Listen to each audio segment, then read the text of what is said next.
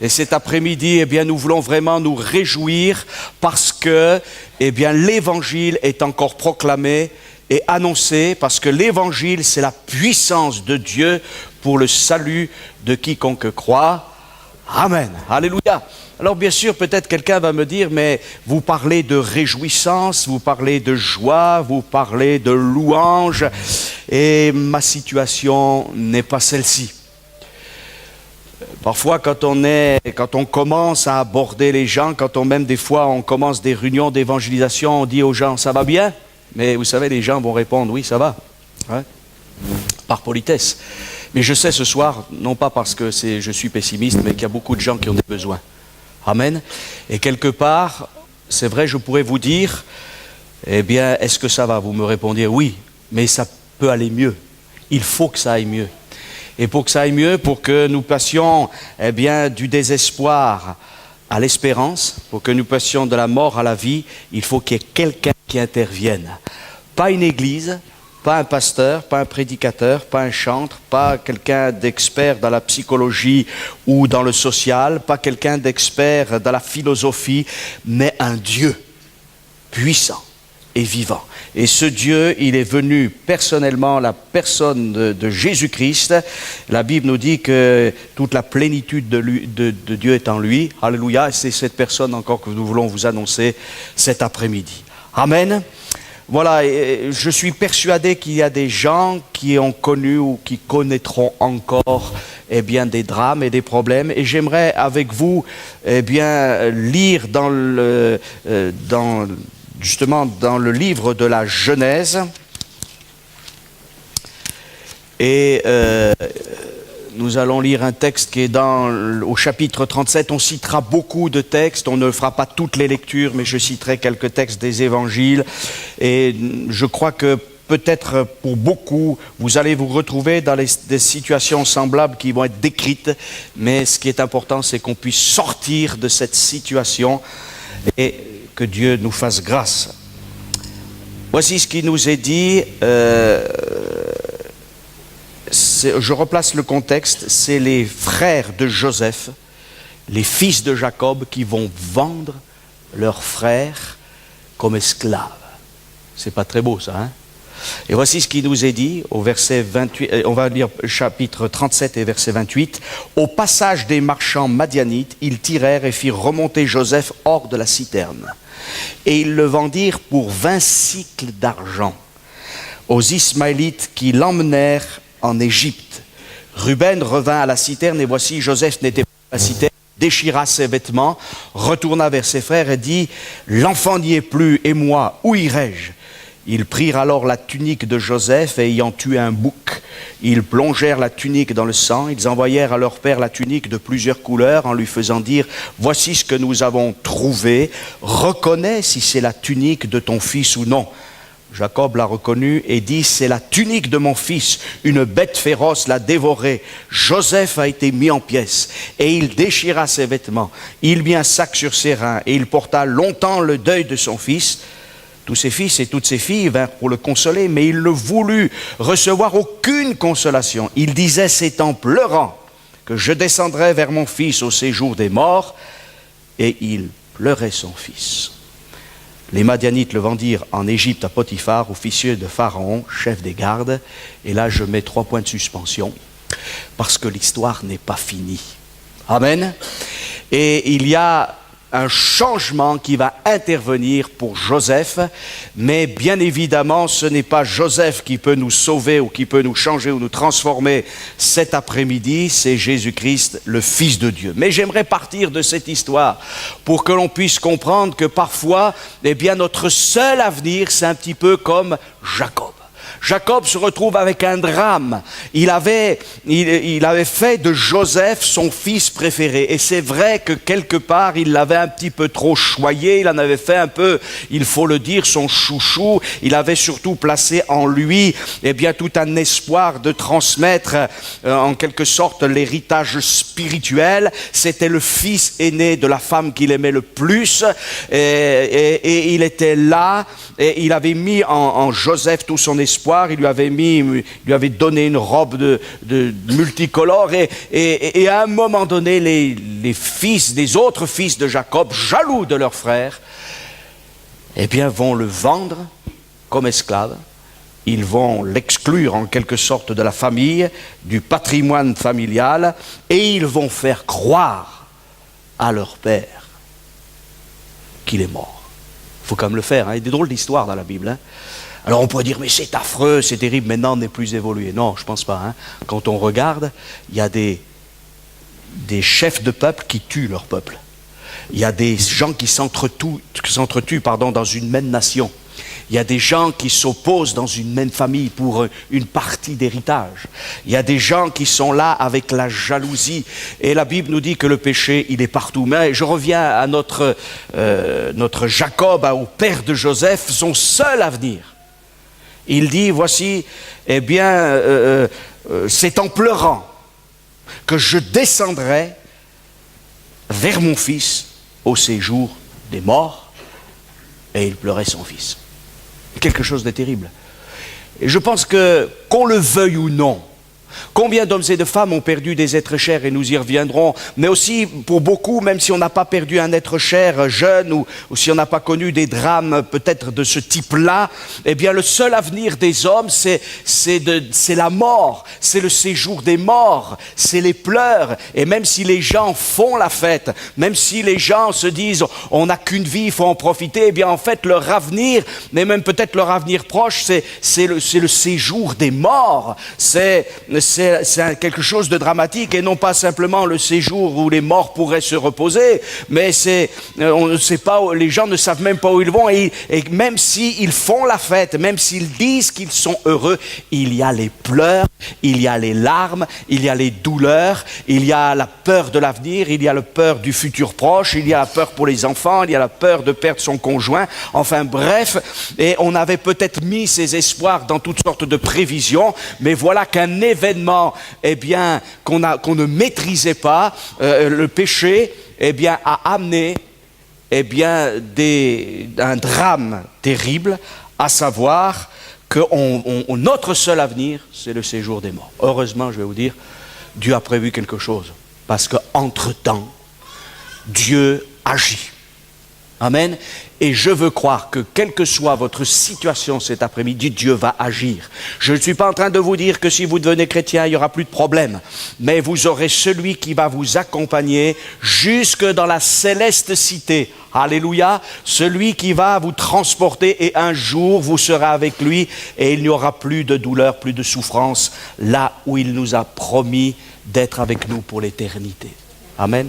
C'est cela. Alors, vous savez, il y a des drames autour des pleurs. Et je reviens encore à une affaire familiale. Jacob est là dans le désespoir. Plus tard, il va savoir que son fils est vivant. Alors, il va reprendre des forces. Et même, au début, il ne sait pas si son fils est vraiment vivant, mais il va voir les chariots remplis qui arrivent d'Égypte. Il dit, non, c'est une réalité. Moi, là, je vois maintenant que mon fils vit. Alors, je vais aller le rejoindre. Alléluia. Et quand on sait que le Père a donné un Fils qui est mort mais qui est ressuscité, il faut que nous allions le rejoindre. Amen. C'est là l'itinéraire vers lequel Dieu veut que nous allions. Alors il y a toutes sortes de drames dans notre société, et j'imagine cette femme qui aussi, et ça c'est dans le livre de l'Exode, qui sait que l'ennemi, que le peuple égyptien en veut à son petit enfant. Alors elle va le cacher. Elle va le mettre dans un panier, elle va le protéger, elle va le laisser là sur le fleuve. Et la Bible nous dit que cette femme, eh bien, elle a fait confiance à Dieu avec son mari. Et l'Écriture nous dit que Moïse, parce qu'il s'agit de lui, on l'appellera justement Moïse, va crier, il va pleurer. J'aimerais vous dire que Dieu entend nos pleurs. Dieu entend et voit notre souffrance. Et ce Dieu-là, il est le Dieu qui est capable d'intervenir. Vous imaginez un petit enfant qui est là dans une petite embarcation fragile, faite de quelques végétaux enduits de pois, enfin voilà, et qui est là sur le bord d'un fleuve, mais il est en danger de mort. Et il y a des moments où on se dit, mais ma vie, elle est tellement fragile, ou la vie de mes enfants, c'est 3 fois rien. Mais la Bible nous dit que l'enfant a pleuré, et là, Dieu, dans sa providence, alléluia, a sauvé l'enfant, qui n'a pas été élevé simplement dans une maison égyptienne, il a été élevé dans le palais même de Pharaon, et il est devenu, par la grâce de Dieu, le libérateur d'Israël pour sortir d'Égypte et pour connaître la liberté. Chers amis, il y a quelqu'un de plus grand que Moïse ici. Parce que Moïse, eh bien, ne peut pas intervenir en notre faveur. Dieu ne nous a pas donné Moïse, mais Dieu nous a donné Jésus-Christ.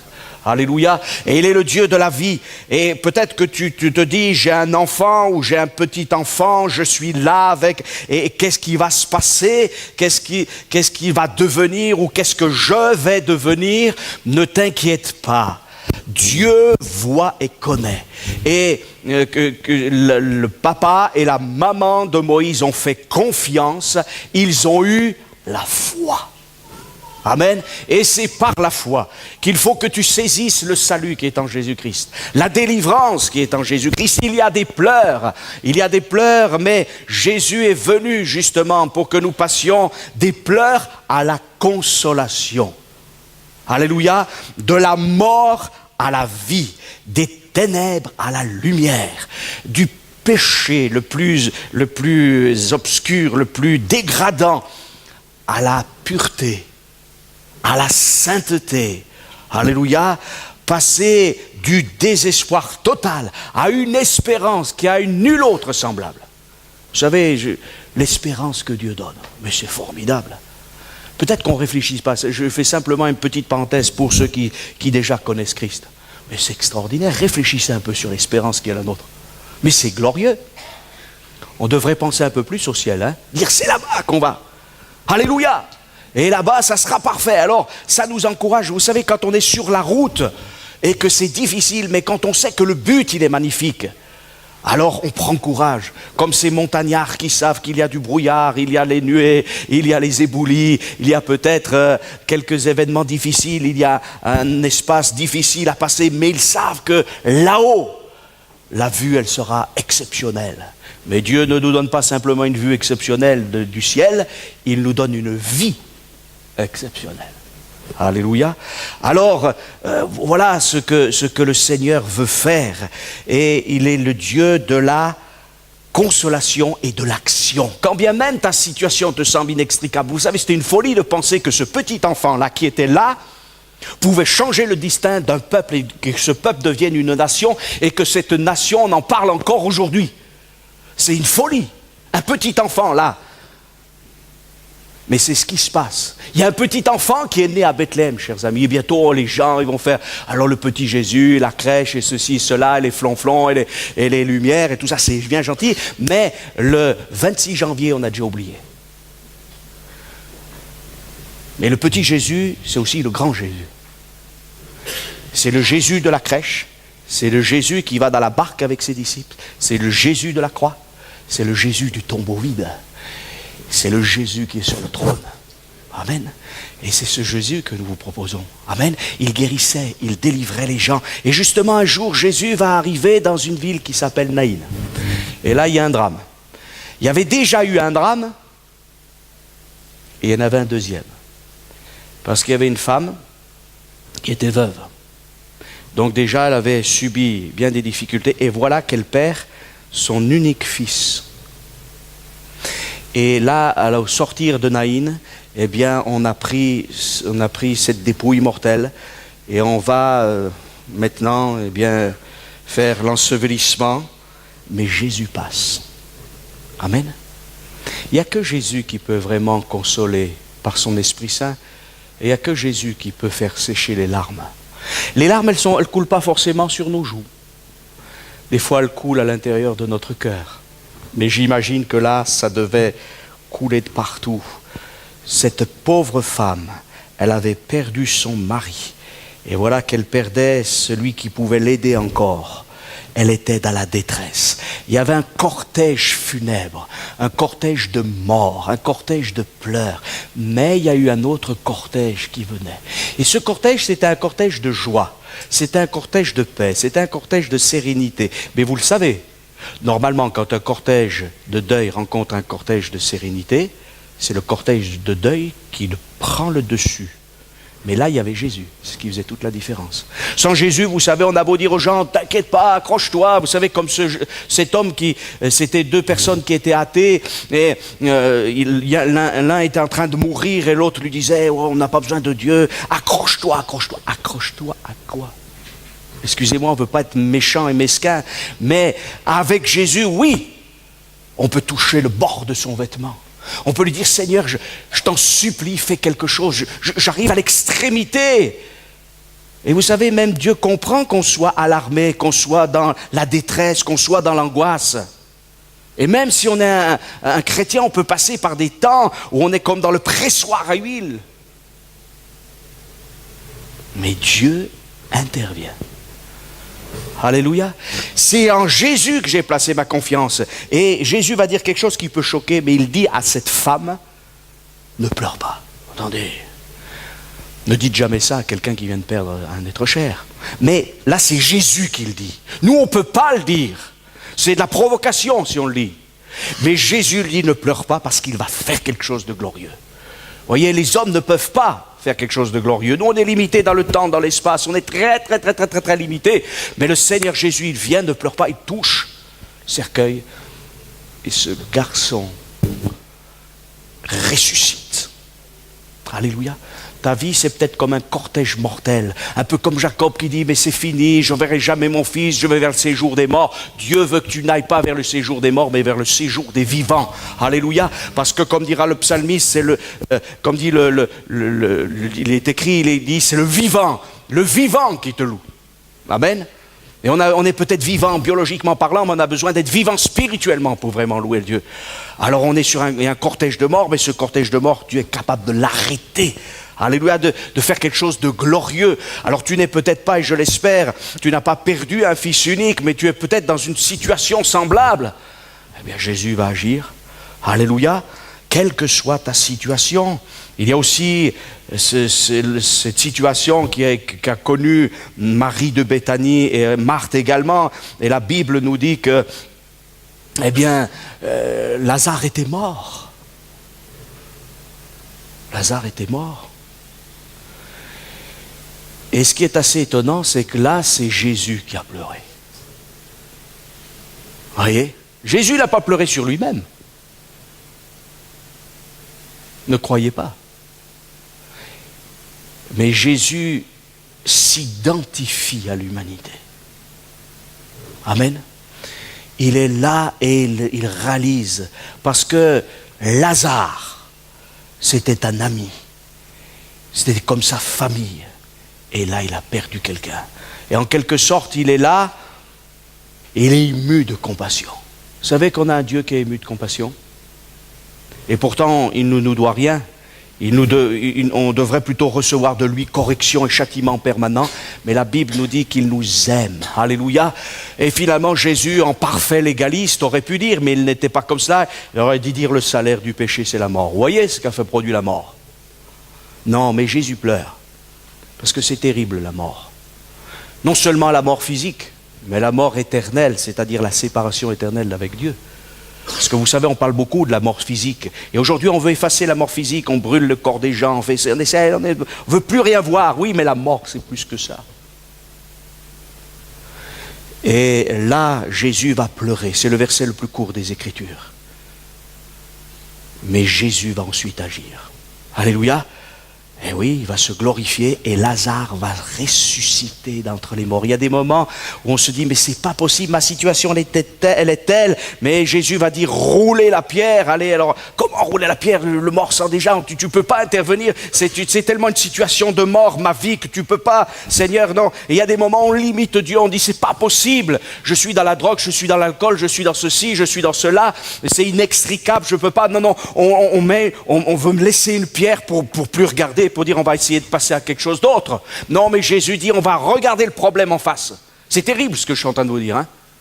Mais il faut regarder les choses en face. On est dans un monde où on ne veut pas regarder les choses en face. On cache tout. On est dans le virtuel. On essaie de tout bloquer. Non, ouvrez. On va regarder le problème en face avec Jésus. Jamais un homme ne peut faire ça, sinon il se prend pour ce qu'il n'est pas. C'est une espèce de trompeur, de magicien. Non, Jésus n'est ni un trompeur ni un magicien, c'est le Fils de Dieu. Et Jésus dit qu'il est venu pour nous sauver. Alléluia, car Dieu a tellement aimé le monde qu'il a donné son Fils, son unique, afin que quiconque croit en lui ne périsse point, mais qu'il ait la vie éternelle. Alléluia. Et Jésus a ressuscité Lazare d'entre les morts. Alléluia. Il y a un petit souci après quand même, hein, entre guillemets, pas un vrai souci. Hein. Jésus a ressuscité le mort, mais il y avait encore des bandelettes. Hein. Eh oui, Jésus fait une œuvre de résurrection et après il faut enlever ce qui nous empêche aussi d'avancer. Il faut délier. Mais c'est aussi des fois par étapes que Dieu fait les choses. Mais ensuite, Lazare s'est trouvé à table avec Jésus. Alléluia. Eh oui. Et ne voudrais-tu pas être à table avec Jésus? Laissez le Seigneur. Voilà. Alors, eh bien, il y a eu des pleurs. On imagine Marthe et Marie qui disent à Jésus, si tu avais été ici, il ne serait pas mort. Et oui, mais Jésus ne va pas guérir un malade, il va ressusciter un mort. Et il y a des situations, ce n'est pas des situations de guérison qu'il nous faut. Ce n'est pas des guérisons, ce n'est pas une intervention. Et pourtant, une guérison, c'est tellement déjà glorieux. Dans le corps, dans l'âme, dans l'esprit. Mais c'est une véritable résurrection. Et chers amis, il faut mourir à cette vie passée pour ressusciter en Christ. Qu'est-ce que c'est ta vie passée? C'est nul. Tu n'as jamais réussi, tu te sens misérable, tu te sens petit, tu te sens méprisé, tu es peut-être frustré de tout. Tu dis je ne suis rien pour la société, je ne suis rien peut-être même pour ma famille, et quand bien même tu ne serais rien pour la société, la famille, pour Dieu, tu es quelqu'un de précieux. Mais il faut que ce qui est précieux soit débarrassé de quelque chose qui est honteux, qui est terrible, qui s'appelle le péché. Et Jésus, tel un orfèvre, est capable d'aller prendre dans la boue la plus terrible, eh bien, la pierre précieuse, la plus extraordinaire, il la prend, il la nettoie, il la taille et il la fait briller de mille feux pour sa gloire. Amen. Et tu as besoin de te laisser faire et de laisser agir le Seigneur dans ta vie. Il y a des pleurs, il y a aussi les professionnels des pleurs. Terrible ça, hein? Vous allez me dire, mais c'est bizarre. Il y a des situations où il y a des gens qui aiment entretenir les pleurs et puis ça ne donne pas de situation, ça ne change pas la situation. Vous savez, le pleur en lui-même, les pleurs ne changent pas la situation. C'est les émotions. Et on a besoin de pleurer. Il y a des gens qui sont tellement spirituels qui disent quand il y a un drame, vous savez, il ne faut pas pleurer. Mais non, laissons les gens pleurer. C'est les émotions. Jésus a pleuré. Même lorsque Déborah, la servante de Rachel, est morte, eh bien, on l'a enterrée là sous le chêne des pleurs. Ça a été un moment difficile. Vous êtes décédé. C'est curieux qu'on parle de l'ensevelissement d'une servante. Mais elle a du prix aux yeux de Dieu la mort de ceux qu'il aime. Eh oui. Donc, c'est comme ça. Alors, lorsque Jésus a été interpellé par le chef de la synagogue, Jairus, eh bien, à un moment donné, on lui a dit, non, la jeune fille est morte, c'est plus possible, c'est terminé. Et il y avait des pleureuses professionnelles. Hein? Et vous savez, on est dans un monde où aussi on sait pleurer. Hein. Ah, ça va pas. Hein. Et quand Jésus vient pour dire, je vais changer, on dit, mais quand même, pas possible. Jésus, tu veux changer les choses? Vous voyez, dans notre monde, on pleure. On pleure pour le social, on pleure pour le moral, on pleure pour le mental, on pleure pour tout, c'est pas vrai. Excusez-moi de le dire, mais les Français particulièrement, on pleure toujours. Mais dites à notre beau pays de France, et si on revenait vers Dieu? Encore aurait-il fallu qu'on soit déjà allé vers Dieu pour revenir vers Dieu. Hein? Mais si nous allions vers le Seigneur, si ce que Jésus a dit dans sa parole, si ce que Jésus a fait, c'est encore valable pour aujourd'hui, et si c'était vrai ce que dit le livre, et si c'était vrai ce que dit la Bible, mais non, on préfère pleurer, on est en train d'enterrer notre société, on est en train de faire croire qu'il y a une belle civilisation qui est en train de se former, alors qu'on va vers le drame et les gens pleurent. Et vous savez, au Moyen-Orient, on faisait toutes sortes, on peut faire de la musique, on peut animer même la mort d'une société, d'une civilisation, en disant, tant pis, ça fait rien, on verra bien demain. Alors on s'est moqué de Jésus. Jésus est rentré dans la maison de Jairus, où il y avait la petite fille de 12 ans qui était décédée, et il n'a pas voulu faire rentrer la foule. Il est rentré uniquement, il y avait le papa, la maman, la petite fille qui était décédée, et il a pris avec lui Pierre, Jacques et Jean. 7 personnes simplement. Et là, il a pris la main de la jeune fille. Et il l'a ressuscitée d'entre les morts. Amen. Il y a des gens qui voudraient que l'évangile soit un spectacle. Jésus n'est pas quelqu'un qui fait du spectacle, c'est quelqu'un de pratique et de pragmatique, qui touche les vies et qui les change. Amen. Alors laisse-le venir dans ta maison comme Jairus. Vous imaginez ce chef de la synagogue, là, pas forcément évident pour lui, c'est une référence religieuse, morale, mais il fait rentrer Jésus et il laisse Jésus agir. Alléluia. Et même Jésus, moi j'ai toujours aimé ça, je le dis presque à chaque fois que je prêche sur ce récit, mais ils sont tous là dans la joie, on les comprend, les ressuscités, mais ils ont oublié de donner à manger à la jeune fille. Alors Jésus leur dit, mais donnez-lui à manger maintenant. Hein? Il y a ce que Jésus peut faire, et il y a ce que nous on peut faire. Et finalement, il faut faire notre part, elle est tellement infime, elle est tellement petite, mais faisons-la. Et Jésus ne nous dit pas que nous pouvons être sauvés par des œuvres, en donnant de l'argent, en s'épuisant, en se meurtrissant peut-être pour certains. Non, c'est par grâce que vous êtes sauvés, cela ne vient pas de vous, c'est un don de Dieu. Mais Jésus nous dit simplement, je te demande de croire. Alléluia. Ils ont cru, ils ont laissé Jésus agir, et Jésus a sorti, eh bien, cette petite de la mort. Oui, Jésus veut nous faire sortir de la mort mentale, morale, psychologique, tout ce que vous voulez. Alléluia. Jésus est celui qui a triomphé de la mort. Alléluia. Et puis les pleurs, ils peuvent venir aussi de nos échecs, de ce qu'on a pensé être, et de ce qu'on réalise qu'on n'est pas tout à fait cela. Il y a un homme un jour qui a dit à Jésus, et c'est l'apôtre Pierre, celui qui deviendra l'apôtre Pierre, il dira, écoute Seigneur, si tous t'abandonnent, moi, pas de problème, je ne t'abandonne pas. Il pensait avoir des ressources en lui-même. Je relisais ce texte où la Bible nous dit, et c'est Jésus qui le dit, qu'il est difficile pour des riches de rentrer dans le royaume de Dieu. Et c'est précisé, ce n'est pas le fait d'avoir des richesses, mais c'est de se confier dans les richesses. Et ce n'est pas forcément des euros, des dollars ou des lingots, les richesses. Mais parfois, on pense qu'on est riche.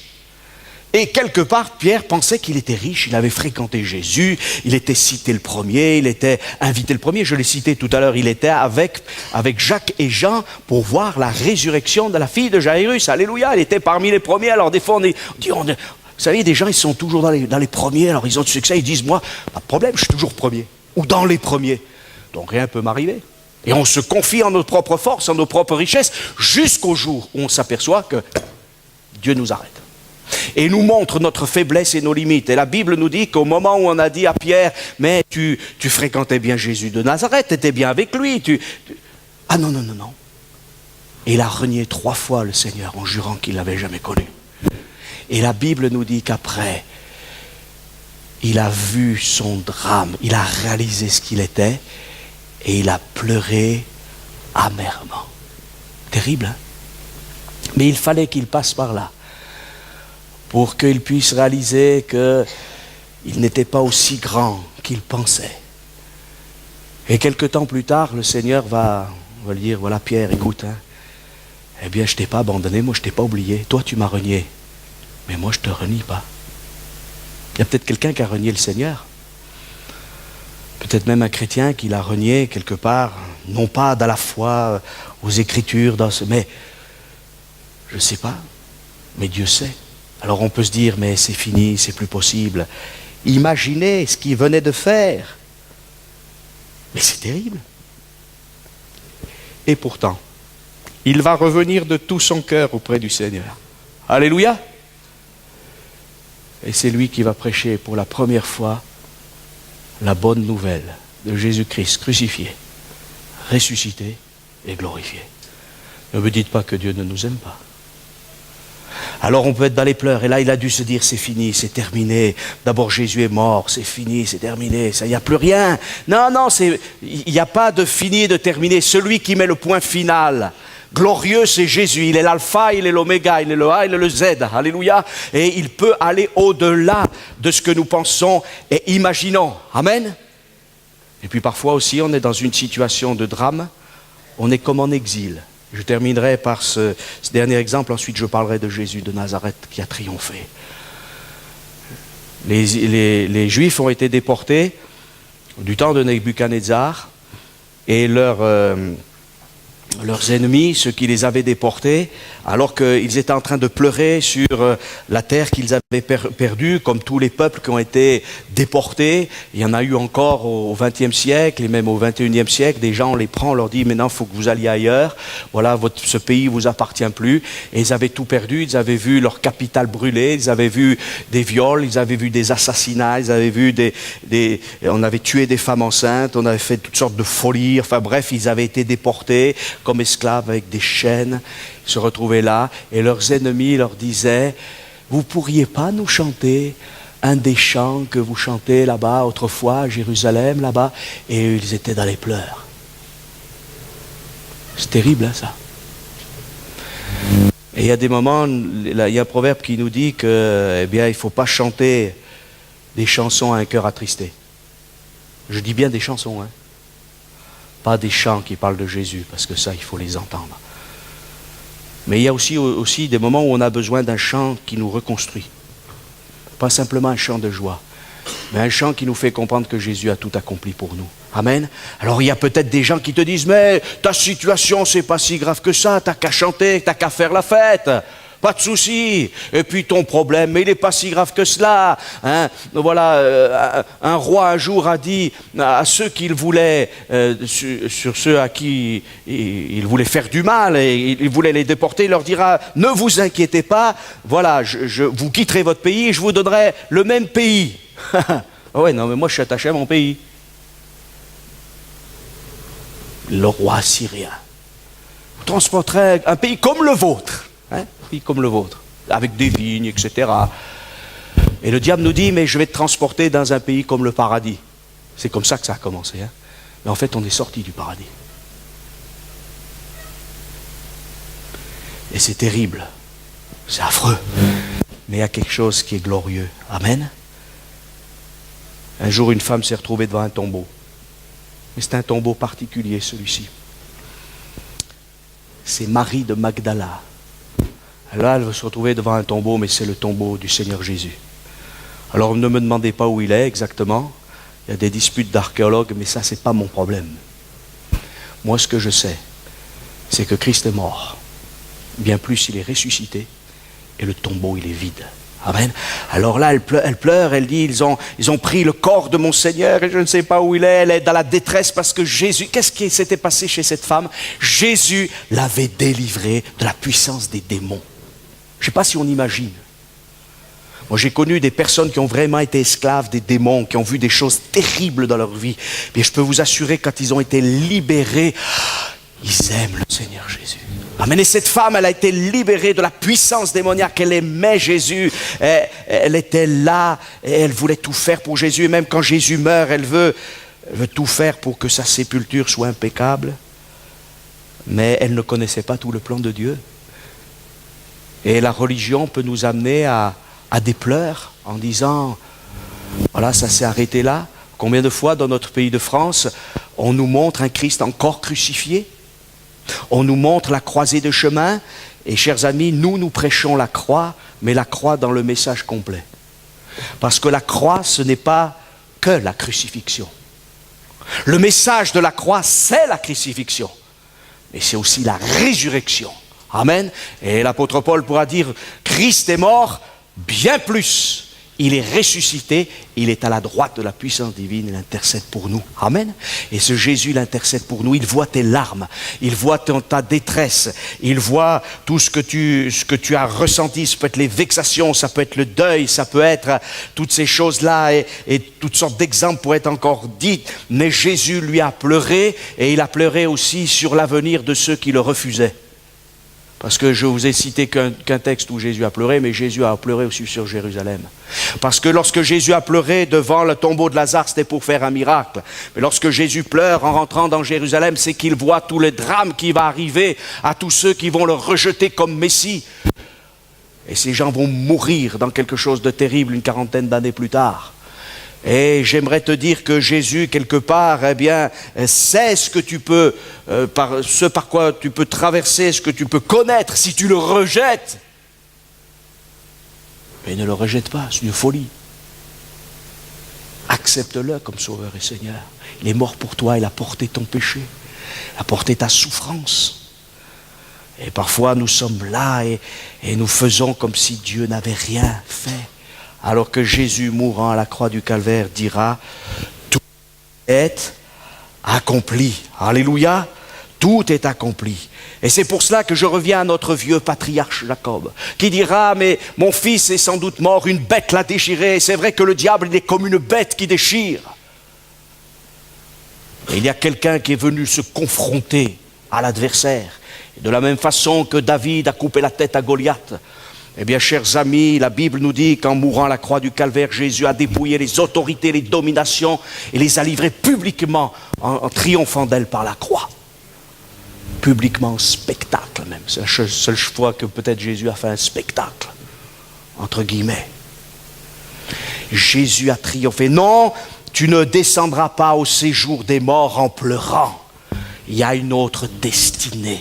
Amen. Et je vais vous dire cette destinée. L'apôtre Jean a la vision de cette destinée parce que Christ est venu. Puis je vis un nouveau ciel. Alléluia. Des fois notre ciel est bouché. Non, c'est un nouveau ciel. Une nouvelle terre. Ah, enfin une nouvelle terre parce que cette vieille terre corrompue, brisée par le péché, ça n'a plus. Et la première terre avait disparu. Et la mer n'était plus. La mer dans l'écriture, c'est l'agitation des nations. Et je vis descendre du ciel d'auprès de Dieu la ville sainte, la nouvelle Jérusalem, préparée comme une épouse qui s'est parée pour son époux. J'entendis du trône, alléluia, Jésus règne, une forte voix qui disait, voici le tabernacle de Dieu avec les hommes, il habitera avec eux. Et ils seront son peuple, et Dieu lui-même sera avec eux. Alléluia, c'est pas le séjour des morts. C'est pas les ténèbres où personne ne peut louer, non, c'est une cité sainte, remplie de lumière. Et je termine par cela, il essuiera toute larme de leurs yeux et la mort ne sera plus, parce que c'est vrai que les pleurs et les larmes c'est souvent associé à la mort, il n'y aura plus ni deuil, ni cri, ni douleur, car les premières choses auront disparu. Vous notez bien le mot disparu. Reviens plus. Amen. Ça, c'est le programme de Dieu. Alors, Jacob a repris courage lorsqu'il a vu que son fils vivait. Et ça a été un espoir. C'était un espoir pas que pour Israël, mais pour la venue de celui qui devait sauver le monde. Amen. Jésus est venu, il a souffert. Il est maintenant dans la gloire, mais il va revenir. Il va revenir chercher ceux qui ont cru en lui. Alors voulez-vous faire partie du beau cortège qui est un cortège de vie, alléluia, avec Jésus? Oh, c'est simple. Il faut simplement lui dire, Seigneur, je te demande pardon pour mes péchés. Vraiment, je réalise que je suis un pécheur, mais je viens vers toi. Je sais que tu m'aimes. Alléluia, tu vas me débarrasser, me purifier de mon péché. Tu vas faire de moi une nouvelle créature et je vais marcher vers la céleste cité. Il y aura encore des difficultés, il y aura encore des combats, il y aura encore des luttes, mais tu seras avec moi tous les jours jusqu'à la fin du monde. Amen. Nous prions maintenant et nous demandons au Seigneur sa grâce. Alléluia.